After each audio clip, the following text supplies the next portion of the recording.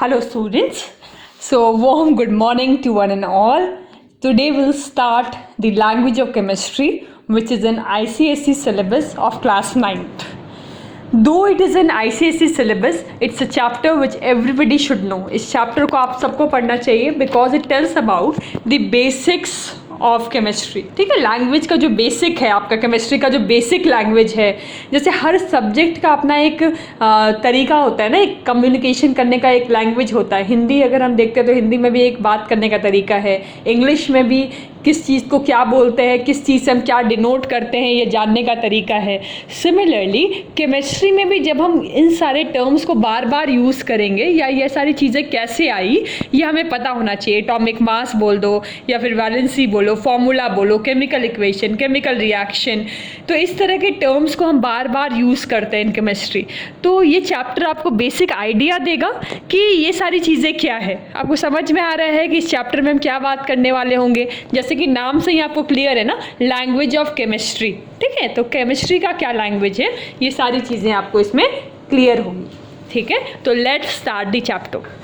So first of all we need to understand कि जैसे हम केमिकल रिएक्शन जो थे हमारे पास, तो उसको थोड़ा सा इजी करने के लिए, थोड़ा सा सिंप्लीफाई करने के लिए जो डाल्टन जो साइंटिस्ट थे, डाल्टन DALTON, डाल्टन साइंटिस्ट क्या करे, उन्होंने बहुत सारा पिक्टोग्राफिक रिप्रेजेंटेशन यूज़ किया एटम्स को बताने के लिए. ठीक है, पिक्टोरियल रिप्रेजेंटेशन यूज़ किया कि कैसे एटम्स को डिनोट करेंगे ना, एटम्स को कैसे डिनोट किया जाए. तो जो केमिकल रिएक्शंस पहले हम पूरा लिखते थे ना, मैग्नीशियम तो MAGNESIUM, magnesium plus OXYGN oxygen, तो ये बहुत बड़ा एक इक्वेशन हो जाता था. तो इस चीज़ को छोटा बनाने के लिए, इसको थोड़ा सा कॉम्प्रिहेंसिव बनाने के लिए, ईजी बनाने के लिए सबसे पहले डाल्टन ने पिक्टोरियल रिप्रेजेंटेशन का आइडिया दिया कि जैसे आपको यहाँ पे चार्ट में दिख रहा होगा कि हाइड्रोजन को अगर रिप्रेजेंट करना है तो एक सर्कल बना के डॉट दे देंगे, फॉस्फोरस को करना है तो ये तीन आप इस तरीके से लाइंस खींचेंगे, कॉपर तो एक सर्कल के बीच में C रहेगा, कार्बन तो बिल्कुल ब्लैक है, सल्फर क्रॉस करके रिप्रेजेंट करते हैं, आयरन बीच में I लिखते हैं, S सिल्वर. तो इस तरीके से हम सारे एलिमेंट्स को कैसे रिप्रेजेंट करें उसके लिए पिक्टोरियल रिप्रेजेंटेशन आपका डाल्टन ने दिया. समझ पा रहे हो आप, क्योंकि केमिकल रिएक्शन लिखते थे तो बहुत बड़ा हो जाता था, मैग्नीशियम की पूरी स्पेलिंग, और क्योंकि सिंबल्स उस समय नहीं आए थे. ठीक है, तो जब सिंबल्स नहीं आए तो उसको हम छोटा कैसे करें, तो उसके लिए डाल्टन ने ये पिक्टोरियल रिप्रेजेंटेशन का आइडिया दिया ताकि हम उसको छोटे तरीके से लिख पाएँ.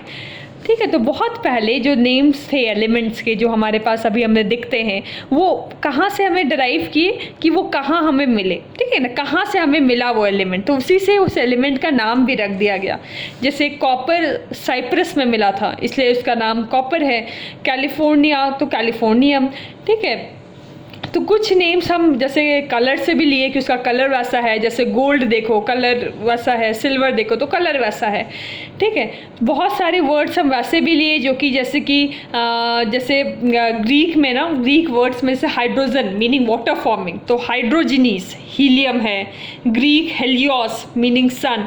इट मीन्स कि ये जो नाम रखे गए ये अलग अलग तरीके से रखे गए कि वो कहाँ मिले, वो उसके प्रॉपर्टीज़ क्या है या उसका कलर क्या है, उसकी बेसिस पे बाद में उसके नाम भी रखे गए.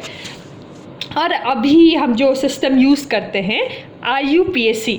ठीक है, IUPAC हमेशा आपको याद रखना, international union of pure and applied chemistry जो है वो अप्रूव करता है जो भी नेम्स हम एलिमेंट्स का रखेंगे और या कोई भी चीज़ जो भी रूल्स बनते हैं, बहुत सारी चीज़ें IUPAC ही वो बॉडी है जो रेगुलेट करता है ये सारी चीज़ें, international union of pure and applied chemistry. ठीक है, क्लियर स्टूडेंट्स. तो हम आगे बढ़ते हैं. जैसे सिंबल्स है एलिमेंट्स के, तो सिंबल्स जो एलिमेंट्स के हैं, पहले बाद में ये सिंबल्स आ गए ना, पहले हम उसको पिक्टोरियल रिप्रेजेंटेशन करते थे, फिर सिंबल्स आए. तो सिंबल्स क्या है, कुछ नहीं, सिंपली एक सिंप्लीफाइड फॉर्म है एलिमेंट्स का ही, सिंप्लीफाइड अब्रिविएशन के फॉर्म में उस नाम को लिखना. मैग्नीशियम बहुत बड़ा है जिसको लिखना, फॉस्फोरस बहुत लंबा है तो उसको शॉर्ट फॉर्म में P लिख दिया, तो उस तरीके से लिखना, वही सिंबल्स है, सिंपल. तो symbols are actually simplified and abbreviated name एक एलिमेंट का. ठीक है, तो नेम जो एलिमेंट्स के रिप्रेजेंट करते हैं इंग्लिश, लैटिन या फिर ग्रीक में. जैसे हाइड्रोजन को हम H से डिनोट करते हैं, नाइट्रोजन है तो N से डिनोट करेंगे, आयरन है तो Fe से डिनोट करेंगे, कॉपर Cu से डिनोट करते हैं और मर्करी Hg से डिनोट करते हैं। तो इस तरीके से हमें एलिमेंट्स का सिंबल भी क्या है इतना कम से कम पता होना चाहिए। जो हमारे कॉमन एलिमेंट्स हैं एटलीस्ट उतना तो हमें पता होना चाहिए, ठीक है, 20 तक पता होना चाहिए। और कुछ कॉमन एलिमेंट जो बार बार यूज़ में आते हैं जैसे जिंक है, आयरन है, लेड है, कॉपर है, तो मुझे जो कॉमन एलिमेंट्स बार बार यूज़ में आते हैं और बार बार आपको टेक्स्ट बुक पे दिखेंगे, आपको उनका सिंबल ज़रूर याद रखना है। ठीक है स्टूडेंट्स, बढ़े आगे, आप समझ पा रहे हो चीज़ें, ठीक है। अगर आपको लगे कि फास्ट जा रहा है तो आपके पास ऑप्शन है, आप रिवाइंड कर सकते हो, इसलिए मैं कोशिश कर रही हूँ रिपीट नहीं करूँ, क्योंकि you have the option of rewinding, है ना, आपको वीडियो रिवाइंड करने का ऑप्शन है। अभी आप रिवाइंड करके देख सकते हो, एक चीज़ को 10 बार भी देख सकते हो, तो this is the option that you have now. ठीक है, चलो आगे बढ़ते हैं। जो नेम है एलिमेंट का कई बार उसी अल्फ़ाबेट से बिगिन होता है जिस अल्फ़ाबेट से उसका नाम रखा गया है, कैपिटल लेटर में हम लिखते हैं। जैसे कार्बन है तो C लिख देते हैं, ठीक है। लेकिन कई बार क्या होता है, बहुत सारे एलिमेंट्स हैं जो कि उसी लेटर से रिप्रेजेंट कर रहे हैं, जैसे कार्बन हो गया, कॉपर हो गया, कैल्शियम हो गया। अब जब बहुत सारे एलिमेंट्स हैं तो इजी नहीं है उस चीज़ को करना कि सबको C लिख देंगे, तब तो हम कंफ्यूज हो जाएंगे। तब अलग अलग तरीका आता है कि कार्बन को हमने C लिख दिया, कैल्शियम का हमने फर्स्ट और सेकंड लेटर यूज़ कर लिया Ca, और कॉपर को डिनोट करने के लिए हमने लैटिन नेम जो कॉपर का है क्यूप्रम, उससे हमने उसको Cu लिख दिया। आपको समझ में आ रहा है, क्लियर है स्टूडेंट्स कि कैसे हम नाम लिखते हैं। सबसे पहले हम उसका फर्स्ट लेटर ही लेने की कोशिश करते हैं, अगर फिर से आता है तो हम कई बार फर्स्ट और सेकंड लेटर लेने की कोशिश करते हैं, और कई बार हम उसके लैटिन नेम से भी उसका नाम लिखते हैं। ठीक है, तो अब हम समझते हैं कि अब हमें समझ में आया अभी तक क्या क्या समझ में आया कि पहले हम पिक्टोरियल रिप्रेजेंटेशन करते थे एलिमेंट का, जो कि डाल्टन ने दिया था। फिर सिंबल्स आया, और सिंबल्स को हम कैसे लिखते हैं, या तो फर्स्ट लेटर या फिर फर्स्ट सेकंड लेटर, या फिर हम लिखते हैं उसका लैटिन नेम से। अब हम समझते हैं कि what is the significance of a symbol, एक सिंबल का सिग्निफिकेंस क्या है, इम्पोर्टेंस क्या है सिंबल का। तो देखते हैं, जो सिंबल है एलिमेंट का, ये क्या क्या डिनोट करता है। It represent the name of an element, element का जो नेम है वो रिप्रेजेंट करता है, पहली चीज़, है ना। जैसे ही सिंबल देखेंगे तो हमें नेम ऑफ द एलिमेंट पता चल जाएगा। दूसरा, it represent single atom of the element, ठीक है, एक एटम भी उस एलिमेंट का रिप्रेजेंट करता है। उस जैसे हम लोग देखें Hg लिखा हुआ है, तो इसका मतलब हमें ये भी समझ में आता है साथ में कि one atom of Hg। Hg देखे तो हमें समझ में आ गया Hg is a symbol of mercury, तो मर्करी को रिप्रेजेंट कर रहा है। क्लियर।